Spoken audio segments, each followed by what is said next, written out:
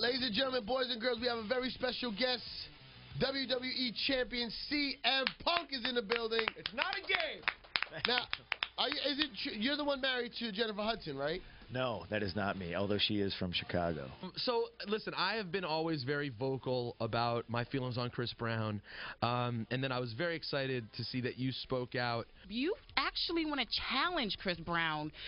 You want to choke him out. You said this on a twit vid. Listen. Chris wants to throw stones my way now, and I say, that's fine, but put some gloves on and get in the ring.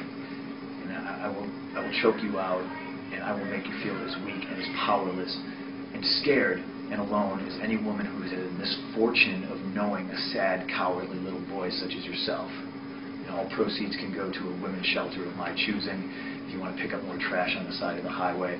Why now, though? Why now?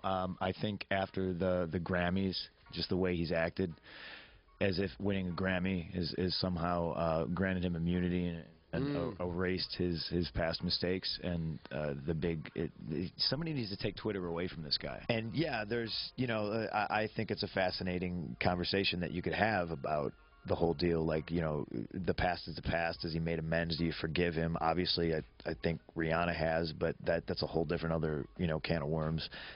Would you ever forgive him? Is there anything Chris Brown could do that you forgive him? Because for me, I think it's that he just still acts like a douchebag. I do believe, I do believe in forgiveness. I do believe people can, do their time or make amends somehow, some way. The way he acts, the way he tweets things and deletes them, and his erratic behavior, and him smashing up the Good Morning America thing and running out in the street and to me, his behavior just dictates that he hasn't changed. He has violent outbursts, and and that's the stuff we see.